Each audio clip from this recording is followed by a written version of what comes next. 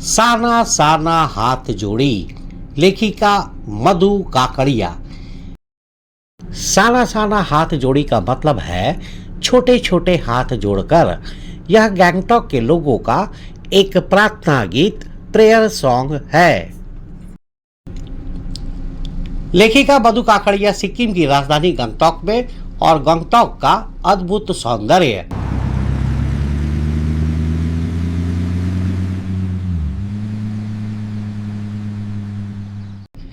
एक बार की बात है, लेखिका मधु काकड़िया पहाड़ों पर घूमने गई थी। रात का समय था जब उन्होंने गंगटॉक में अपने होटल के कमरे से खिड़की से बाहर देखा तो वह बहुत हैरान रह गई। उन्हें ऐसा लगा जैसे आसमान उल्टा हो गया हो और सारे तारे नीचे आकर चमक रहे हो। दूर पहाड़ों की ढलान पर जगमगाती हुई रोशनियां ऐसी लग रही थी जैसे सितारों से बनी कोई झालर हो।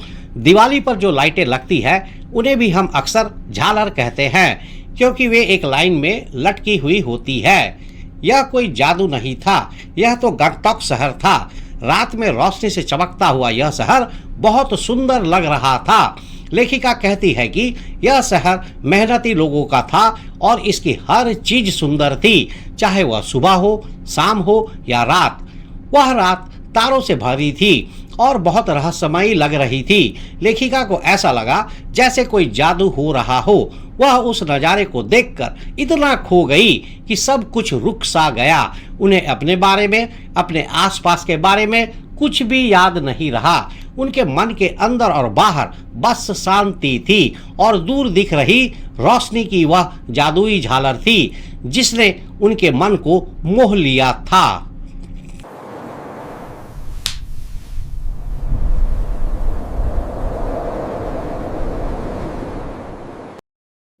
धीरे धीरे अंधेरा कम होने लगा और उजाला फैलने लगा। लेखिका के होठों पर एक प्रार्थना आ गई। वह प्रार्थना थी, साना साना हाथ जोड़ी गर्दहूं प्रार्थना, हामरो जीवन तिमरो कासेली। इसका मतलब है, मैं छोटे छोटे हाथ जोड़कर प्रार्थना कर रही हूँ कि मेरा सारा जीवन अच्छाई करने में बीते। लेखिका ने ये बातें आज सुबह ही एक नेपाली लड़की से सीखी थी। लेखिका कहती है कि सुबह हमें युमथांग जाना था, पर जैसे ही मेरी आंख खुली मैं बालकनी की तरफ भागी। वहां के लोगों ने बताया था कि अगर मौसम साफ हो तो बालकनी से कंचनजंगा चोटी दिखाई देती है। यह हिमालय की तीसरी सबसे बड़ी चोटी है। लेकिन इस बार भी मौसम अच्छा होने के बाद भी आसमान में बादल छाए हुए थे, इसलिए मुझे कंचनजंगा दिखाई नहीं दी। पर सामने ही मुझे तरह तरह के रंग बिरंगे इतने सुंदर फूल दिखाई दिए कि मुझे लगा जैसे मैं किसी फूलों के बगीचे में आ गई हूँ। गंगटॉक से आगे का सफर सफेद सफेद पताकाएं, व्हाइट झंडे, रंगीन पताकाएं, कलर्ड झंडे। गंगटॉक से 149 किलोमीटर दूर एक और बहुत सुंदर जगह थी जिसका नाम था युमथांग, जिसका अर्थ होता है घाटियां। यूं तो लेखिका को शहर से दूर दूर की यात्राएं करना अच्छा लगता था, लेकिन वह बर्फ देखने के लिए भी बहुत उत्सुक थी, जिसके कारण वह अपने दोस्त मनी और अन्य साथियों के साथ युमथांग की ओर यात्रा पर चल पड़ती है। उनके साथ एक ड्राइवर और गाइड था जिसका नाम जितेन नॉर्गे था। उसने बताया कि युमथांग का मतलब घाटियां होता है। उसने यह भी बताया कि रास्ते में हिमालय के ऊंचे ऊंचे पहाड़ों की गहरी घाटियां और फूलों से भरे सुंदर मैदान मिलेंगे। यह सुनकर लेखिका बहुत खुश हो गई। उसने बच्चों की तरह उत्सुक होकर पूछा, क्या वहां बर्फ भी मिलेगी? ड्राइवर और गाइड जितेन नॉर्गे ने कहा, चलिए तो, मतलब बिल्कुल मिलेगा, आप चलकर तो देखिए। और सब लोग अपनी गाड़ी में बैठकर आगे बढ़े। रास्ते में उन्होंने पाइन और धूपी के बहुत सारे ऊंचे ऊंचे पेड़ देखे जिनकी पत्तियां नुकीली थी। ये पेड़ बहुत सुंदर लग रहे थे। आगे जाते हुए उन्हें एक जगह पर कुछ खास चीजें दिखाई दी। बहुत सारी सफेद सफेद पताकाएं, व्हाइट झंडे जो एक लाइन में लगी हुई थी। ये पताकाएं झंडों की तरह हवा में लहरा रही थी। इन पर कुछ मंत्र लिखे हुए थे। उनके ड्राइवर और गाइड नॉर्गे ने बताया कि ये झंडे शांति और अहिंसा का निशान हैं। उन्होंने यह भी बताया कि जब यहाँ किसी बुद्धिस्ट की मौत हो जाती है तो उसकी आत्मा को शांति मिले, इसके लिए शहर से दूर किसी अच्छी जगह पर 108 सफेद पताकाएं लगाई जाती है। ये पताकाएं अपने आप ही धीरे धीरे खराब होकर खत्म हो जाती है, इन्हें कोई उतारता नहीं है।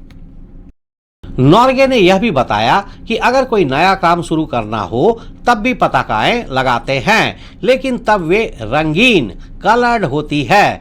यह सब सुनते समझते हुए लेखिका की नजर गाड़ी में लगी दलाई लामा की एक तस्वीर पर टिकी हुई थी। उन्होंने वैसी ही तस्वीर कई दुकानों पर भी देखी थी। कवि लॉन्गस्टॉक और तीस्ता नदी। गाड़ी चलते चलते थोड़ी और आगे बढ़ी। ड्राइवर और गाइड, जिसका नाम जितेन था, हंसते हुए बताने लगा कि इस जगह का नाम कवि लॉन्गस्टॉक है। उसने बताया कि एक पुरानी फिल्म गाइड की शूटिंग यहीं पर हुई थी। बहुत साल पहले तिब्बत के एक राजा चीसखे बमसन ने लेप्चा जाति के लोगों के नेता सोमेन के साथ मिलकर संधि पत्र पर यहीं पर दस्तखत किए थे। आज भी उस जगह पर एक बड़ा पत्थर रखा है जो यह याद दिलाता है कि यह जगह बहुत खास है। सिक्किम में रहने वाली दो जातियां लेप्चा और भूटिया आपस में बहुत सालों तक लड़ती रही थी और इसी जगह पर उनकी लड़ाई को खत्म करने के लिए बातचीत शुरू हुई थी। लेखिका मधु काकड़िया ने रास्ते में एक छोटी सी कुटिया झोपड़ी के अंदर एक गोल पहिया देखा जो घूम रहा था। उन्होंने अपने ड्राइवर और गाइड नॉर्गे से पूछा, यह क्या है? जितेन नॉर्गे ने बताया, मैडम, यह एक धर्म चक्र है जिसे प्रेयर व्हील भी कहते हैं। लोगों का मानना है कि इसे घुमाने से उनके सारे पाप धुल जाते हैं। यह सुनकर लेखिका को हैरानी हुई। उन्होंने सोचा कि चाहे लोग शहरों में रहते हो या पहाड़ों में, सभी जगहों पर लोगों का विश्वास, अंधविश्वास और अच्छे बुरे काम, पाप पुण्य को लेकर सोच एक जैसी ही होती है।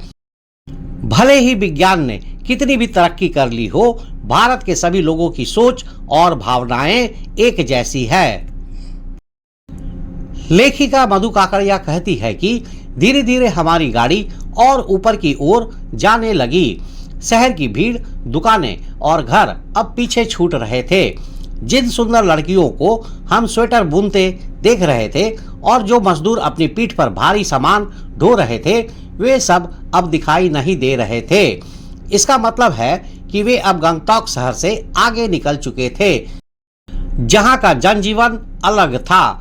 नीचे देखने पर पहाड़ की घाटियों में पेड़ पौधों के बीच छोटे छोटे घर ऐसे दिख रहे थे जैसे ताश के पत्तों से बने घर हो। अब वे हिमालय के उस हिस्से में पहुंच गए थे जहां प्रकृति अपने विशाल और शांत रूप में थी और वहां पर शहर जैसा कोई जनजीवन यानी कि शोर नहीं था। लेखिका मधु काकड़िया बताती है कि अब हमारे सामने हिमालय पहाड़ आने वाला था। यह छोटी छोटी पहाड़ियों जैसा नहीं, बल्कि अपने बड़े और शानदार रूप में दिखाई देने वाला था। यह हिमालय बहुत से लोगों, यात्रियों और पूजा पाठ करने वालों के लिए एक बहुत सुंदर और खास जगह है। वह हिमालय जो हर पल अपना रंग रूप बदलता रहता है। लेखिका मधु काकड़िया कहती है कि धीरे धीरे हमारी गाड़ी ऐसे रास्ते पर चलने लगी जो खाली खाली थे और जलेबी की तरह घुमावदार थे। पहले जो पहाड़ छोटे दिख रहे थे, वे अब बड़े होते होते बहुत विशाल दिखने लगे थे। कहने का मतलब था कि वे अब पहाड़ों के नजदीक पहुंच रहे थे। बादल भी बहुत गहरे और नीचे उतर आए थे। ऐसा लग रहा था मानो वे पाताल जमीन के बहुत नीचे को छू रहे हो। पहाड़ों के बीच की घाटियां भी अब और चौड़ी हो गई थी। इसका मतलब है कि जैसे जैसे लेखिका की गाड़ी ऊंचाई की ओर बढ़ रही थी, उन्हें हिमालय का असली और विशाल रूप दिखाई देने लगा। जो पहाड़ दूर से छोटे और साधारण लग रहे थे, वे अब पास आने पर बहुत बड़े और भव्य दिखाई देने लगे थे। यह बदलाव केवल पहाड़ों तक ही सीमित नहीं था। बादल भी इतने नीचे आ गए थे कि ऐसा लग रहा था मानो वे पहाड़ों और घाटियों को छू रहे हो। यह नजारा मैदानी इलाकों के बिल्कुल विपरीत था। इसके साथ ही पहाड़ों के बीच की घाटियां भी अब और ज्यादा चौड़ी और गहरी दिखाई दे रही थी। यह पूरा दृश्य लेखिका को हिमालय के विशाल होने का एहसास करा रहा था, जो शहर के नजारे से एकदम अलग था। इन सब के बीच रंग बिरंगे फूल ऐसे खिले हुए थे जैसे कोई जादू हो गया हो और वे मुस्कुरा रहे हो। हम इतने बड़े बड़े पहाड़ों और घाटियों के बीच से कच्चे पक्के रास्तों से गुजर रहे थे। ऐसा लग रहा था कि हम किसी बहुत हरी भरी गुफा के बीच से हिचकोले खाते निकल रहे हो। लेखिका मधु काकड़िया कहती है कि वहां की बहुत सारी सुंदरता देखकर साथ के बाकी सभी यात्री बहुत खुश हो गए। वह सब मिलकर जोर जोर से एक गाना गाने लगे, सुहाना सफर और ये मौसम हंसी। परंतु लेकिन लेखिका चुप थी। वह किसी महात्मा की तरह बहुत शांत थी। वह चाहती थी कि इस सारी सुंदरता को अपनी आंखों और मन में भर ले। वह अपनी गाड़ी की खिड़की से बाहर सिर निकाल निकाल कर कभी ऊंचे ऊंचे पहाड़ों की चोटियों को देखती तो कभी ऊपर से दूध की तरह गिरते हुए झरनों को। वह नीचे चिकने और गुलाबी पत्थरों के बीच से धीरे धीरे बहती हुई तीस्ता नदी को भी देख रही थी। तीस्ता नदी चांदी की तरह चमक रही थी और बहुत सुंदर लग रही थी। तीस्ता नदी सिलीगुड़ी से ही उनके साथ साथ चल रही थी। मतलब है कि जब लेखिका ने अपनी यात्रा सिलीगुड़ी से शुरू की तभी से तीस्ता नदी भी उनके साथ साथ रास्ते में बह रही थी। लेकिन यहाँ पर वह सबसे ज्यादा खूबसूरत लग रही थी। इतनी सुंदर नदी उन्होंने पहली बार देखी थी। वह बहुत खुश और उत्साहित थी। उन्हें ऐसा लग रहा था जैसे वह चिड़िया के पंखों की तरह हल्की होकर हवा में उड़ रही हो।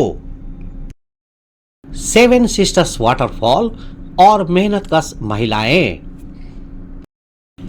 लेखिका मधु काकड़िया कहती है कि वह मन ही मन हिमालय को सलाम करते हुए कहती है, मेरे नगपति नगर, मेरे विशाल।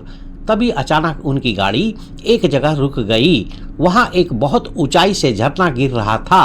वह इतना तेजी से गिर रहा था कि उसके पानी से झाग बन रहा था। इस झरने का नाम था सेवन सिस्टर्स वाटरफॉल। जैसे ही गाड़ी रुकी सभी लोग अपनी अपनी तस्वीरें लेने लगे। फ्लैश चमकने लगे। सब लोग उस सुंदर पल को अपने कैमरे में कैद करना चाहते थे। लेकिन लेखिका चुपचाप बैठी रही। वह झरने की आवाज सुन रही थी जो उन्हें संगीत जैसी लग रही थी। उन्होंने नीचे बिखरे हुए बड़े बड़े पत्थरों पर बैठकर झरने को देखा। कुछ देर बाद उन्होंने बहते हुए पानी में अपने पैर डाले। पानी इतना ठंडा था कि उनका पूरा मन भीग गया। उनका मन खुशी से भर गया। लेखिका को ऐसा लगा कि वह खुद भी उस बहते हुए पानी की तरह बन गई है। उन्हें लगा कि उनके अंदर की सारी बुराइयां और बुरी बातें उस साफ पानी में बह गई है। उनका मन हुआ कि वह हमेशा के लिए ऐसे ही बहती रहे और झरने की आवाज सुनती रहे। लेकिन तभी उनके गाइड जितेन ने उन्हें आगे चलने के लिए कहा। उसने बताया कि आगे और भी ज्यादा सुंदर जगहें मिलेगी। सेवन सिस्टर वाटरफॉल से युमथांग की तरफ। लेखिका मधु काकड़िया एक बार फिर अपनी बस्ती में आगे बढ़ने लगी। कुछ देर बाद उन्हें फिर से वही सुंदर नजारे दिखाई देने लगे, जिन्हें देखकर उनकी आंखें और मन बहुत खुश हो रहा था। कहीं पहाड़ एकदम गहरे रंग के कालीन की तरह दिख रहे थे, कहीं उनका रंग हल्का पीलापन लिए हुए था और कहीं वे ऐसे लग रहे थे जैसे किसी दीवार का प्लास्टर उखड़ गया हो और सिर्फ पत्थर ही दिख रहे हो। लेकिन देखते ही देखते सारे नजारे गायब हो गए। ऐसा लगा मानो किसी ने जादू की छड़ी घुमा दी हो। मतलब कि लेखिका को जो भी सुंदर नजारे, पहाड़, पेड़, फूल दिख रही थी, वे अचानक बादलों और धुंध से ढक गए। यह सब इतनी जल्दी हुआ कि उन्हें ऐसा लगा जैसे किसी ने जादू कर दिया हो और सारे नजारे गायब हो गए हो। यह बात बताती है कि पहाड़ पर मौसम कितनी जल्दी बदलता है। हर जगह सिर्फ बादलों की एक मोटी चादर फैल गई थी।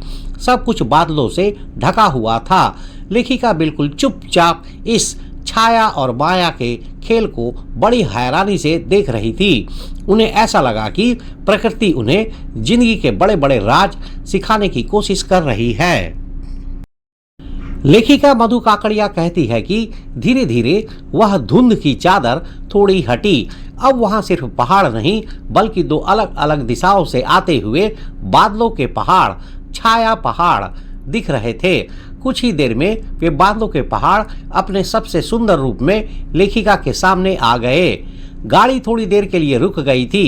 लेखिका ने गर्दन घुमाकर देखा तो उन्हें ऐसा लगा जैसे हर तरफ स्वर्ग बिखरा पड़ा हो। जहां तक उनकी नजर जाती थी सिर्फ सुंदरता ही सुंदरता थी। वहां उन्हें बहुत सुंदर पहाड़, झरने, फूल और घाटियां दिखाई दे रही थी। उन्हें लग रहा था कि यह सब कुछ खुद को दे रहा है। वहीं कहीं पर एक जगह लिखा था थिंक ग्रीन। लेखिका मधु काकड़िया को यह देखकर बहुत हैरानी हुई कि कुछ ही पलों में उनके चारों ओर कितना कुछ हो रहा था। ऊपर से लगातार झरने गिर रहे थे, नीचे तीस्ता नदी बहुत तेजी से बह रही थी, सामने से धुंध ऊपर की ओर उठ रही थी और आसमान में बादल इधर उधर घूम रहे थे। धीमी धीमी हवा में प्रिम्यूला और रोडोडेंड्रो के सुंदर फूल हिल रहे थे। यह सब देखकर लेखिका ने सोचा कि यह सभी चीजें, झरने, नदी, बादल और फूल अपनी अपनी धुन में बह रहे थे। उन्होंने महसूस किया कि जैसे यह सब आगे बढ़ रहे हैं वैसे ही हमारा जीवन भी समय के साथ एक छोटे से तिनके की तरह बहता चला जाता है। लेखिका मधु काकड़िया कहती है कि उनको यह पहली बार यह महसूस हुआ कि असली खुशी प्रकृति की इस बदलती हुई सुंदरता में ही है। प्रकृति की सुंदरता को देखकर उनका मन इतना शांत और एकाग्र हो गया था कि उन्हें अपने अंदर और बाहर के बीच का फर्क खत्म होता हुआ लगा। उन्हें लगा कि उनकी आत्मा की सारी खिड़कियां खुल गई है और वह सचमुच ईश्वर के बहुत करीब है। इसी दौरान सुबह जो प्रार्थना उन्होंने सीखी थी वह उनके होठों पर फिर से आ गई। लेकिन तभी अचानक लेखिका की यह शांति और ध्यान एकदम से टूट गया। वह खुशी और शांति का अनुभव एक सूखी टहनी की तरह एक झटके में ही टूट गया। सेवन सिस्टर वाटरफॉल से युमथांग की तरफ और रास्ते में मेहनतकश महिलाएं। लेखिका मधु काकड़िया बताती है कि जब वह बहुत खुश और शांत मन से आगे बढ़ रही थी तो अचानक उनकी खुशी रुक गई। उन्हें ऐसा लगा जैसे कोई नाचने वाला अचानक रुक गया हो।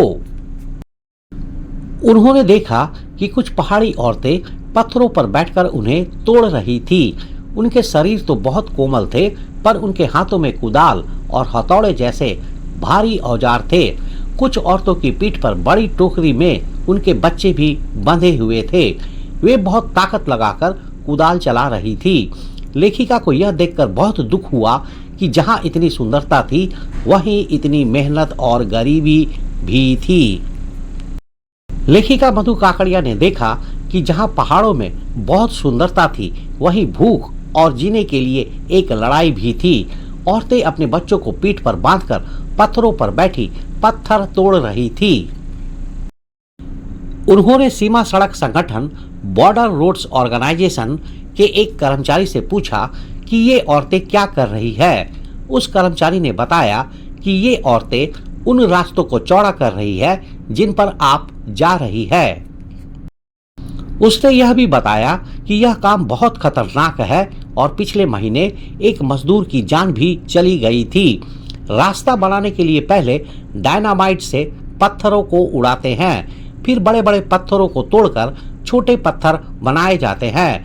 अगर थोड़ी सी भी गलती हो जाए तो सीधा खाई में गिर जाते हैं। लेखिका मधु काकड़िया को अचानक एक बात याद आई। उन्हें याद आया कि उन्होंने रास्ते में सिक्किम सरकार का एक बोर्ड देखा था। उस पर बड़े बड़े अक्षरों में लिखा था, क्या आपने कभी सोचा है कि इन रास्तों को बनाने के लिए किसने मौत को भी हरा दिया? Have you ever wondered who defies death to build these roads? यह पढ़कर लेखिका को एहसास हुआ कि जिन रास्तों से वे जा रही थी उन्हें बनाने में बहुत से लोगों ने अपनी जान जोखिम में डाली है।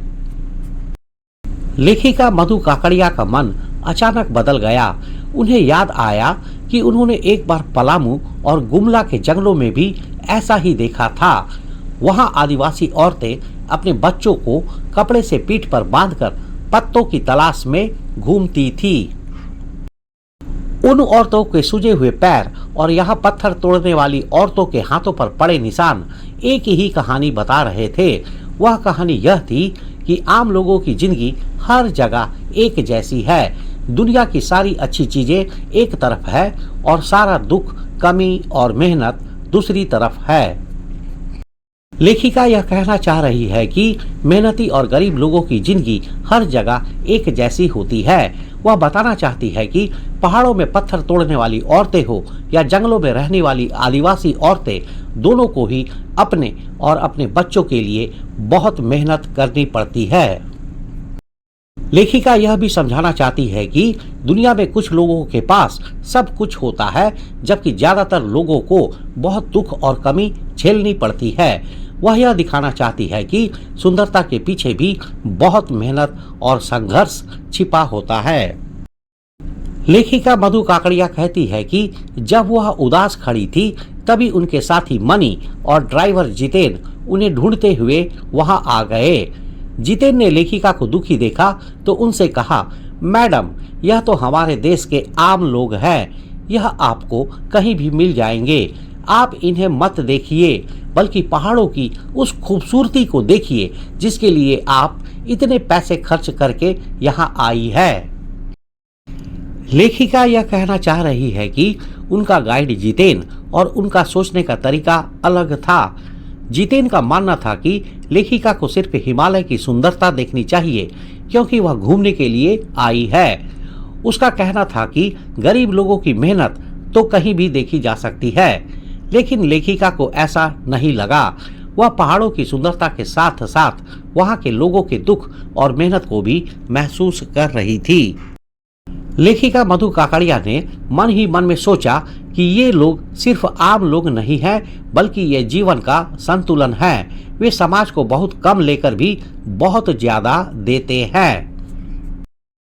जब लेखिका वापस अपनी गाड़ी की तरफ जा रही थी तब उन्होंने देखा कि वे सभी औरतें किसी बात पर बहुत जोर से हंस रही थी। उनकी हंसी देखकर लेखिका को लगा जैसे सारी दुनिया में खुशी भर गई हो। उनकी हंसी से वह टूटी फूटी जगह भी ताजमहल जैसी सुंदर लगने लगी थी। लेखिका मधु काकड़िया यह कहना चाहती है कि कठिन जीवन जीने वाले लोग सिर्फ मेहनत कश नहीं होते, बल्कि वे जीवन का संतुलन भी होते हैं। लेखिका बताती है कि ऐसे लोग समाज से बहुत कम लेते हैं, लेकिन बदले में बहुत ज्यादा देते हैं। उनके पास भले ही कम सुख सुविधाएं हो, लेकिन उनके जीवन में खुशी और संतोष होता है। जब लेखिका ने उन औरतों को हंसते हुए देखा तो उन्हें लगा कि उनकी खुशी इतनी सच्ची और शक्तिशाली है कि उसने उस पूरी जगह को ही सुंदर बना दिया, जैसे कि एक टूटा फूटा खंडर भी ताजमहल बन गया हो। इस तरह लेखिका हमें यह बताना चाहती है कि सच्ची खुशी किसी भी बाहरी सुंदरता से कहीं ज्यादा होती है।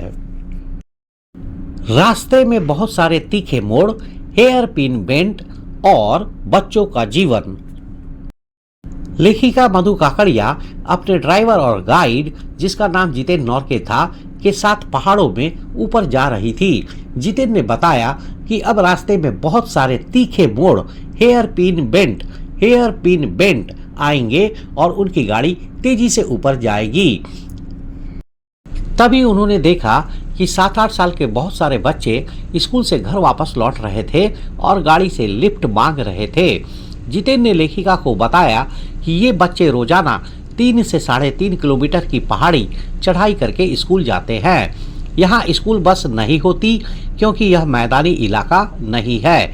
यहाँ का जीवन बहुत कठिन होता है। नीचे सिर्फ एक ही स्कूल है जहाँ दूर दूर से बच्चे आते हैं। ये बच्चे सिर्फ पढ़ते ही नहीं, शाम को वे अपनी माँ के साथ मवेशी चराते हैं, पानी भरते हैं और जंगल से लकड़ी के भारी गट्ठर भी ढोते हैं। जितेन ने बताया कि उसने खुद भी बचपन में ऐसे ही काम किए थे। इससे हमें पता चलता है कि पहाड़ों के बच्चों की जिंदगी कितनी मुश्किल होती है। वे पढ़ाई के साथ साथ घर के कामों में भी अपने परिवार की मदद करते हैं। लेखिका मधु काकड़िया कहती है कि सफर अब धीरे धीरे और भी मुश्किल होने लगा था। रास्ते बहुत पतले हो गए थे। ऐसा लगता था जैसे रास्तों को सिर्फ गाड़ी के लिए ही बनाया गया हो। अगर थोड़ी सी भी गलती हो जाती तो गाड़ी सीधे गहरी खाई में गिर सकती थी। इन खतरनाक रास्तों पर जगह जगह कुछ चेतावनी लिखी हुई थी ताकि ड्राइवर सावधान रहे। एक जगह तो लिखा था, धीरे चलाएं, घर में बच्चे आपका इंतजार कर रहे हैं। Drive slowly, children are waiting for you at home. Yak, चाय के बागान और लायुंग बस्ती। लेखिका मधु काकड़िया कहती है कि लेखिका और उनके साथी थोड़ा और आगे गए तो उन्हें रास्ते में एक और चेतावनी दिखाई दी। उस पर लिखा था, सावधान रहें, यहाँ आदमखोर जानवर हैं। Be care, man eater around. यह पढ़कर वे थोड़ा डर गए, लेकिन उन्हें कोई खतरनाक जानवर नहीं दिखा। वहां तो काले काले बहुत सारे याक थे। ये याक दूध देने वाले जानवर थे। उनके शरीर पर घने घने बाल थे जो उन्हें पहाड़ों की बर्फ और ठंड से बचाते थे। लेखिका मधु काकड़िया शाम के सुंदर नजारे के बारे में बताती है। शाम हो रही थी और सूरज ढल रहा था। लेखिका ने देखा कि कुछ औरतें अपनी गायों के साथ घर लौट रही थी। कुछ के सिर पर लकड़ियों के भारी गट्ठर थे। तभी उनकी जीप चाय के बागानों से गुजरी। वहां नीचे हरे भरे चाय के बागानों में एक और सुंदर नजारा दिखाई दिया। कई लड़कियां बोकू, सिक्किम की पोशाक पहने हुए चाय की पत्तियां तोड़ रही थी। उनके चेहरे मेहनत के कारण गुलाबी और चमक रहे थे। एक लड़की ने लाल रंग का बोकू सिक्किम की पोशाक पहना हुआ था। जब सूरज की सुनहरी रोशनी उन लाल कपड़ों पर पड़ी तो वह दृश्य इतना सुंदर लग रहा था कि लेखिका खुशी से चिल्ला पड़ी। उन्हें लगा कि यह सुंदरता इतनी ज्यादा है कि इसे देखना मुश्किल है। इससे हमें पता चलता है कि पहाड़ों की प्राकृतिक सुंदरता और वहां के लोगों की मेहनत दोनों मिलकर एक बहुत ही प्यारा और अद्भुत नजारा बनाती है। लायुंग बस्ती में एक दिन। लेखिका मधु काकड़िया बताती है कि युमथांग नाम की जगह पर पहुंचने के लिए रात में लायुंग नाम की जगह पर रुकना था। लायुंग एक बहुत ही छोटी और शांत बस्ती थी जो आसमान छूते पहाड़ों के नीचे बसी हुई थी। वहां शहर की भागदौड़ बिल्कुल नहीं थी। ऐसा लगता था जैसे वहां की जिंदगी आराम से सो रही हो। इससे पता चलता है कि लेखिका को पहाड़ों में एक ऐसी जगह मिली जहां पर बहुत शांति थी और वहां की जिंदगी बिल्कुल साफ और सीधी थी। लायुंग की शाम। लेखिका नदी के पास पत्थरों पर बैठ जाती है और वहां के शांत और सुंदर माहौल को महसूस करती है। सामने एक झरना बहुत ऊपर से बह रहा था और उसका पानी नीचे बहती तीस्ता नदी में मिल रहा था। हल्की हल्की हवा चल रही थी और पेड़ पौधे हिल रहे थे। आसमान में गहरे बादल छाए हुए थे जिससे चांद छिप गया था। शाम हो चुकी थी। पक्षी और लोग अपने घरों की ओर लौट रहे थे। चारों तरफ एक अद्भुत शांति थी, मानो मंदिर की घंटियों या घुंघरुओं की आवाज सुनाई दे रही हो। यह शांति देखकर लेखिका की आंखें भर आई। लेखिका को यहाँ बैठकर एक बहुत बड़ी सीख मिलती है। उन्हें समझ आता है कि सच्चा सुख और शांति वही है जहाँ सब कुछ प्रकृति के साथ तालमेल में है। पेड़, पौधे, जानवर और इंसान सब अपनी अपनी धुन में एक साथ रहते हैं। लेखिका कहती है कि हम जैसे इंसानों ने प्रकृति के इस तालमेल के साथ बहुत खिलवाड़ किया है, जो कि एक बहुत बड़ी गलती है। वे महसूस करती है कि हिमालय उनके लिए अब सिर्फ एक सुंदर कविता नहीं बल्कि जीवन जीने का एक तरीका दर्शन बन गया है। लायुंग की रात। लेखिका मधु काकड़िया बताती है कि अंधेरा होने से पहले ही वे बड़ी मुश्किल से पत्थरों से होकर तीस्ता नदी के पानी तक पहुंचती है। जैसे ही वे अपनी अंजुली में पानी भरती है, उन्हें अपने अतीत की याद आती है। हमारे यहाँ हाथ में पानी लेकर कोई संकल्प प्रॉमिस किया जाता है, लेकिन लेखिका के मन में कोई संकल्प नहीं था। उनके मन में बस एक प्रार्थना थी। वे प्रार्थना करती है कि नदी के इस बहते पानी में उनके अंदर की सारी बुराइयां और अहंकार बह जाएं। वे चाहती है कि उनका मन साफ हो जाए। धीरे धीरे रात हो जाती है और हिमालय ऐसा लगता है मानो उसने एक काला कंबल ओढ़ लिया हो। तभी उनके गाइड जितेन ने लकड़ी के बने खिलौने से उस छोटे से गेस्ट हाउस में गाने की तेज धुन पर अपने दोस्तों के साथ नाचना शुरू किया। यह देखकर सभी यात्री भी अपने आप को रोक नहीं सके और गोल गोल घेरा बनाकर नाचने लगते हैं। लेखिका की 50 साल की सहेली मनी ने भी ऐसा शानदार डांस किया कि सब लोग हैरान रह गए। लेखिका यह देखकर सोचती है कि मनी के अंदर इतनी खुशी और आनंद कहां से आता है। यह सवाल उनके मन में रह जाता है। यह दिखाता है कि कैसे पहाड़ों में लोग मुश्किलों के बावजूद भी खुश रहना जानते हैं।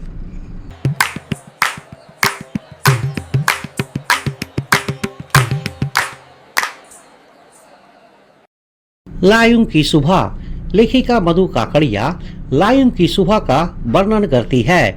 लायुंग की सुबह बहुत ही शांत और सुंदर थी। यहाँ की तीस्ता नदी भी कल कल करती हुई बह रही थी। लायुंग के ज्यादातर लोग पहाड़ी आलू, धान की खेती और दारू, शराब का व्यापार करके अपना जीवन बिताते हैं।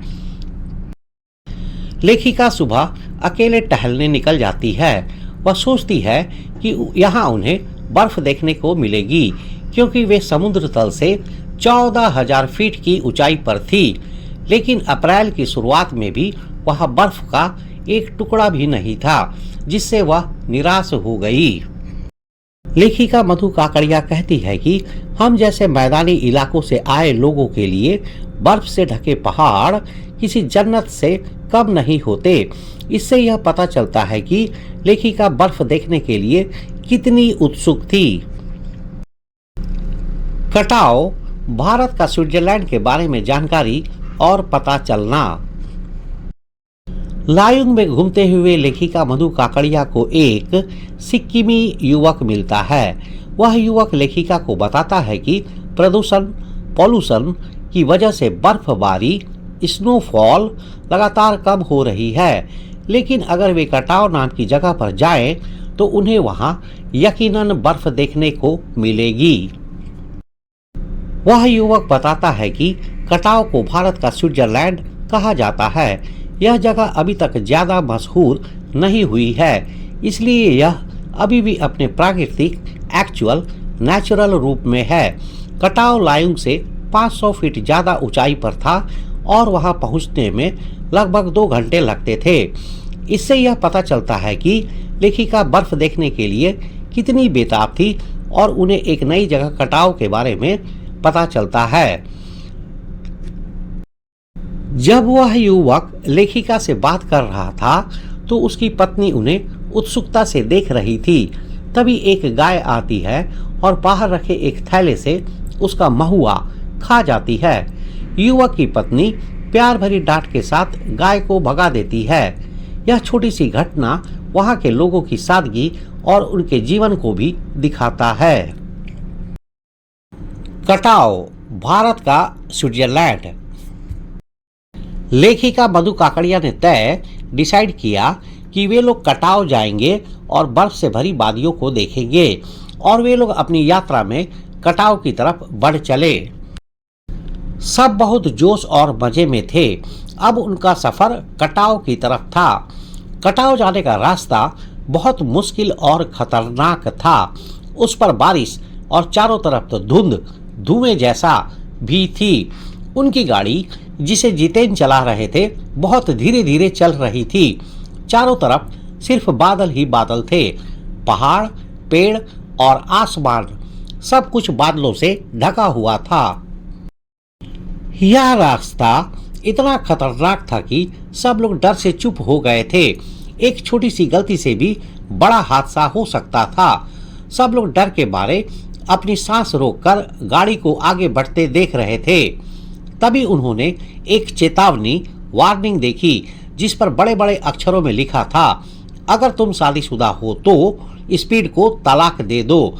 If you are married, divorce speed.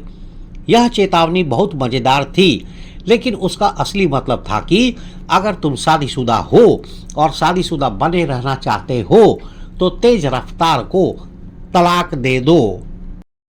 थोड़ी देर बाद उन्होंने एक और चेतावनी देखी, दुर्घटना से देर भली, सावधानी से मौत टली। यह सब देखकर सब लोग समझ गए कि यह रास्ता कितना खतरनाक है और उन्हें कितना सावधान रहना चाहिए। लगभग आधे रास्ते के बाद चारों तरफ फैली धुंध हट गई। जैसे ही धुंध हटी, सब लोगों के बीच जो डर और खामोशी थी वह भी खत्म हो गई। जितेन खुशी से चिल्लाकर कहने लगा कि कटाव तो भारत का स्विट्जरलैंड है। लेखिका मधु काकड़िया की सहेली मनी, जो पहले स्विट्जरलैंड घूम चुकी थी, उन्होंने तुरंत जितेन की बात का जवाब दिया। उन्होंने कहा कि स्विट्जरलैंड भी इतनी ज्यादा ऊंचाई पर नहीं है और ना ही कटाव जितना सुंदर है।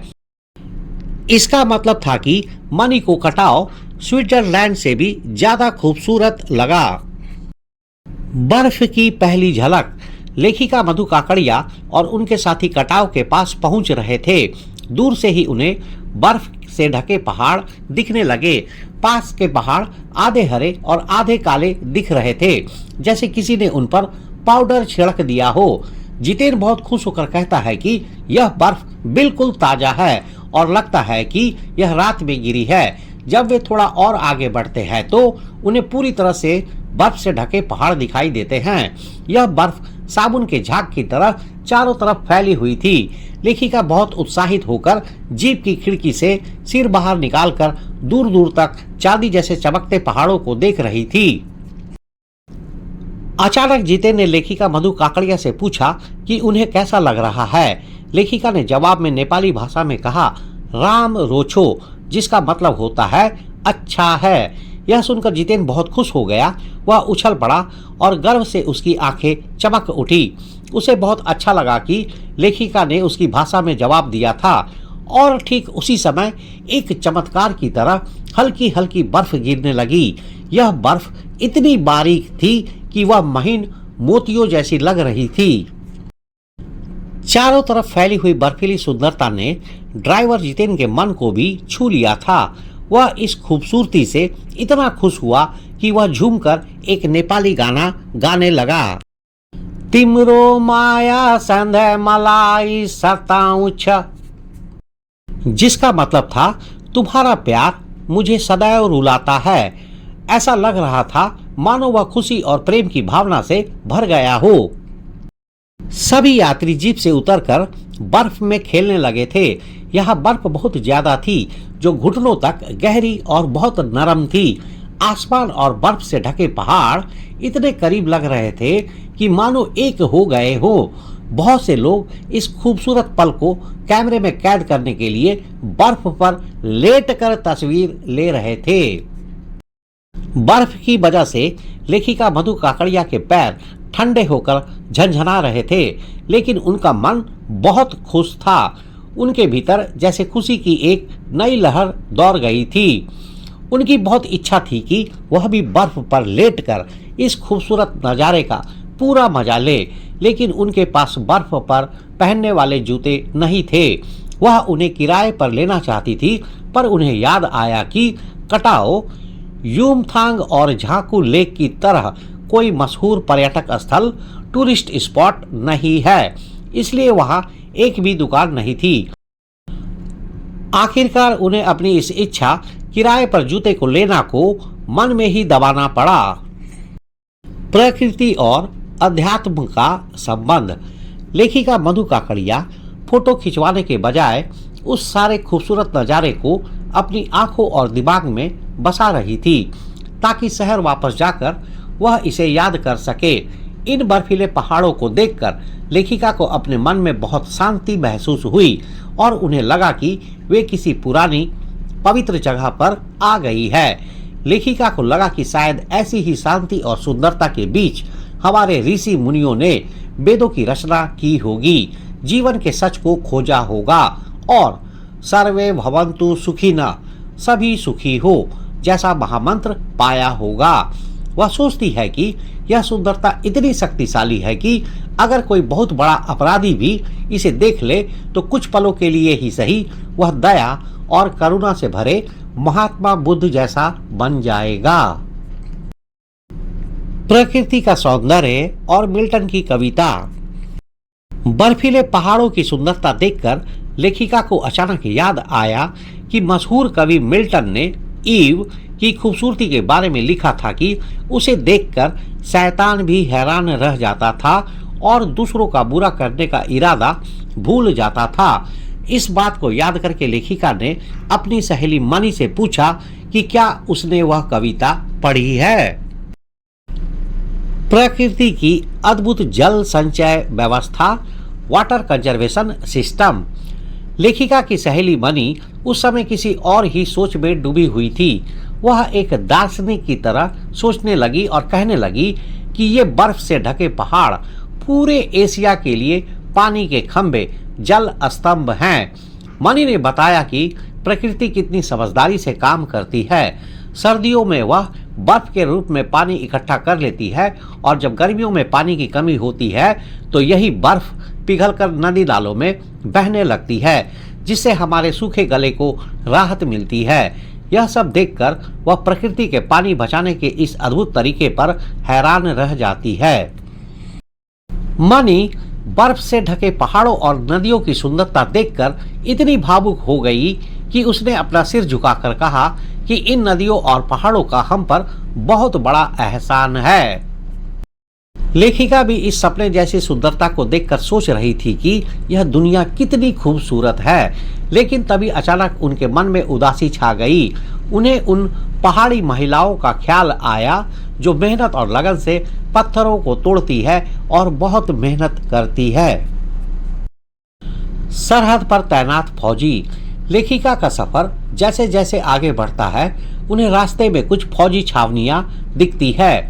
उन्हें याद आता है कि यह सीमावर्ती इलाका बॉर्डर एरिया है और चीन की सीमा बहुत पास है।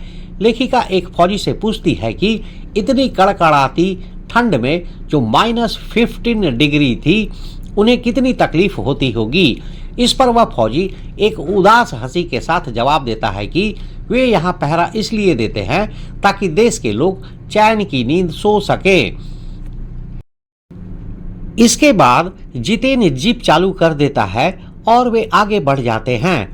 थोड़ी दूर आगे जाने पर उन्हें एक और फौजी छावनी दिखती है जिस पर एक बहुत ही प्रेरणादायक संदेश लिखा था, हम आपके कल के लिए अपना आज देते हैं। We give our today for your tomorrow. फौजी की बात सुनकर लेखिका मधु काकड़िया का मन उदास हो गया और उनके दिल में एक गहरी भावना पैदा हुई। उन्हें एहसास हुआ कि शहर में रहते हुए उन्होंने कभी सोचा ही नहीं कि जिन बर्फीली रास्तों पर उन्हें कुछ मिनटों में ही ठंड लगती है, वहां हमारे सैनिक साल भर कड़ाके की ठंड में भी पहरा देते हैं। जब सब कुछ जम जाता है, उन्हें यह भी याद आया कि जिन खतरनाक रास्तों पर चलने से ही हमारे दिल दहल जाते हैं, उन्हें बनाने में ना जाने कितने लोगों ने अपनी जान गंवा दी होगी। लेखिका को लगा कि यह यात्रा सिर्फ घूमना नहीं बल्कि अपने अंदर झांकने का भी एक सफर था। इस पूरी यात्रा ने उनकी सोच और आत्मा को झकझोर दिया था। इसके बाद वे लोग लायुंग वापस लौटे और फिर युमथांग की तरफ अपनी यात्रा जारी रखी। युमथांग का अर्थ होता है घाटियां। लेखिका मधु काकड़िया वापस लायुंग होते हुए युमथांग की ओर बढ़ने लगती है, क्योंकि कटाव से युमथांग के लिए कोई सीधा रास्ता नहीं था। लेखिका युमथांग की घाटियों में पहुंचती है और देखती है कि वहां एक नया आकर्षण जुड़ गया है। ढेरों सुंदर सुंदर फूल। उनके ड्राइवर और गाइड जितेन नॉर्गे बताते हैं कि सिर्फ 15 दिनों में ही पूरी घाटी फूलों से इस तरह भर जाएगी कि ऐसा लगेगा जैसे फूलों का बिस्तर बिछा हो। वहां के रास्ते थोड़े चौड़े थे, इसलिए खतरे का एहसास कम हो रहा था। इन घाटियों में लेखिका को कई बंदर भी दिखे, कुछ अकेले तो कुछ अपने बच्चों के साथ। चौड़े रास्ते इस बात का संकेत देते हैं कि वहां सरकार, प्रशासन और स्थानीय मजदूरों ने मिलकर सड़कें बनाई थी ताकि गाड़ियां और लोग आसानी से आ जा सके। इससे पता चलता है कि युमथांग एक पर्यटन स्थल, टूरिस्ट स्पॉट के रूप में विकसित, डेवलप हो चुका था। बंदरों की मौजूदगी भी यही बताती है कि वहां पर्यटकों का आना जाना लगा रहता था। बंदर अक्सर उन जगहों पर रहते हैं जहां उन्हें सैलानियों से खाने पीने की चीजें आसानी से मिल जाती है। इस तरह हम कह सकते हैं कि कटाव की तुलना में युमथांग एक ज्यादा विकसित पर्यटन स्थल, टूरिस्ट स्पॉट था जहां लोग हमेशा नियमित रूप रेगुलर से आते जाते रहते थे। लेखिका की जीप एक बेहद खूबसूरत रास्ते से होते हुए युमथांग पहुंची। इस रास्ते में उन्होंने घाटी, वादियों, पहाड़ों और बादलों की लुका छिपी को देखा। पहाड़ी कबूतरों को उड़ाती उनकी जीप युमथांग पहुंची। परंतु लेखिका की जीप जब युमथांग पहुंची तो थोड़ी निराश हुई। ऐसा इसलिए हुआ क्योंकि उन्होंने इससे पहले कटाव की बर्फीली चोटियों को देखा था, जो बहुत ही शानदार थी। उन चोटियों की सुंदरता के आगे युमथांग उन्हें थोड़ा कम सुंदर लगा। इस अनुभव से लेखिका को एक बहुत गहरी बात समझ में आई। उन्हें यह एहसास हुआ कि किसी भी जगह तक पहुंचने से ज्यादा मजा और रोमांच उस रास्ते में होता है जो हमें मंजिल तक ले जाता है। यानी असल खुशी और मजा मंजिल में नहीं, बल्कि वहां तक पहुंचने के सफर में होता है। लेखिका मधु काकड़िया जब युमथांग में चिप्स बेच रही एक सिक्किमी युवती से मिलती है और उससे पूछती है कि क्या वह सिक्किमी है, तो युवती जवाब देती है कि वह इंडियन है। यह सुनकर लेखिका को बहुत खुशी होती है। यह दिखाता है कि सिक्किम के लोग अब खुद को भारत का हिस्सा मानते हैं और इस बात से बहुत खुश हैं और इस पहचान पर गर्व महसूस करते हैं। पहले सिक्किम एक अलग देश था। सिक्किम भारत में 16 मई 1975 को मिल गया था। पहले वहां पर्यटन इतना नहीं था, लेकिन जब सिक्किम भारत का हिस्सा बना तो सिक्किम के लोग भारतीय संस्कृति और समाज में बहुत अच्छे से घुल मिल गए। अब यह बिल्कुल भी नहीं लगता कि सिक्किम कभी भारत का हिस्सा नहीं था। वे भारत के साथ मिलकर बहुत खुश है। यह भारत की एकता और भाईचारे को बहुत खूबसूरती से दिखाता है। लेखिका मधु काकड़िया की जीप को देखकर एक पहाड़ी कुत्ता रास्ते में आ गया। उनकी दोस्त मणि ने बताया कि ये कुत्ते भौंकते नहीं हैं, ये केवल चांदनी रात में ही भौंकते हैं। इससे पता चलता है कि पहाड़ी कुत्तों का व्यवहार सामान्य कुत्तों से अलग होता है। वे दिन में नहीं भौंकते। मणि की यह बात सुनकर लेखिका बहुत हैरान और अविश्वास में थी। उन्हें यह सुनकर आश्चर्य हुआ कि क्या समुद्र की तरह पूर्णिमा की चांदनी का असर कुत्तों पर भी होता है, जिससे उनकी इच्छाएं या भावनाएं जाग जाती है और वे भौंकने लगते हैं। उन्होंने चांदनी रात का संबंध समुद्र में आने वाले ज्वार भाटे, high tide, low tide, tide से जोड़ा और सोचा कि शायद चांद की रोशनी का असर इन कुत्तों की भावनाओं पर भी होता है। यह हमें बताती है कि प्रकृति में हर जीव का अपना एक खास व्यवहार होता है। जब लेखिका मधु काकड़िया युमथांग से वापस लौट रही थी तो उनकी जीप में बैठा ड्राइवर और गाइड, जिसका नाम जितेन नॉर्गे था, वह उन्हें रास्ते में बहुत सारी कहानियां और जानकारियां बता रहा था। जितेन ने उन्हें बताया कि रास्ते में एक पत्थर है जिस पर गुरु नानक जी के पैरों के निशान हैं। जितेन ने एक और कहानी बताई कि एक बार गुरु नानक जी की थाली से थोड़े से चावल छिटक कर बिखर कर गिर गए थे। जिस जगह पर वे चावल गिरे थे वहां अब चावल की खेती होती है। इससे पता चलता है कि सिक्किम में कई धार्मिक मान्यताएं और कहानियां प्रचलित हैं जिनका संबंध महान संतों से है। यह दिखाता है कि जितेन को सिर्फ रास्ते और जगहों की जानकारी नहीं थी, बल्कि उसे वहां की स्थानीय कहानियों और मान्यताओं का भी ज्ञान था। जितेन नॉर्गे ने थोड़ी दूर जाने के बाद फिर से उंगली से इशारा करते हुए कहा, मैडम, इसे खेदुम कहते हैं। यह लगभग 1 किलोमीटर का इलाका है और यहाँ देवी देवताओं का वास होता है। जो यहाँ गंदगी फैलाएगा वह मर जाएगा। यह सुनकर लेखिका ने पूछा, तो क्या तुम लोग पहाड़ों पर गंदगी नहीं फैलाते? जितेन ने अपनी जीभ बाहर निकालकर हैरानी से जवाब दिया, नहीं मैडम, हम पहाड़, नदी और झरनों की पूजा करते हैं। अगर हम इन्हें गंदा करेंगे तो हम मर जाएंगे। इसके बाद लेखिका ने कहा, तभी तो गंगटोक इतना सुंदर है। जितेन ने लेखिका को सही करते हुए कहा, मैडम, इसे गंगटोक नहीं गंगतोक कहिए। इसका असली नाम गंगतोक है, जिसका मतलब है पहाड़। जब लेखिका मधु काकड़िया कुछ और पूछना चाहती थी तभी जितेन ने फिर से बोलना शुरू कर दिया। उसने बताया, मैडम, युमथांग भी पहले टूरिस्ट स्पॉट नहीं था। सिक्किम के भारत में मिलने के कई सालों बाद भारतीय सेना के कैप्टन शेखर दत्ता के दिमाग में यह विचार आया कि यहाँ सिर्फ सैनिकों को रखकर क्या होगा। घाटियों के बीच रास्ते निकालकर इसे एक पर्यटन स्थल, टूरिस्ट स्पॉट बनाया जा सकता है।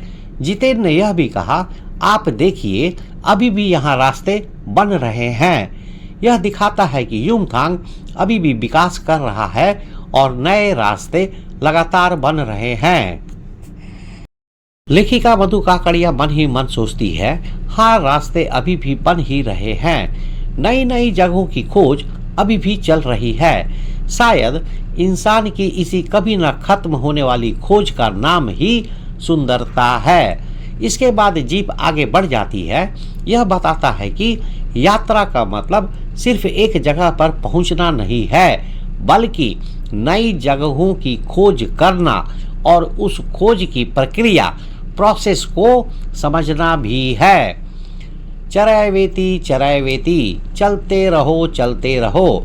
यात्रा की कहानी खत्म हो गई है, पर सीखने और सिखाने का सफर जारी रहेगा। इस वीडियो में बताए गए सभी मुख्य पॉइंट्स आपकी परीक्षा के लिए बहुत इंपॉर्टेंट हैं। अगर आप इन्हें याद रखेंगे तो आप आसानी से अच्छे मार्क्स ला सकते हैं।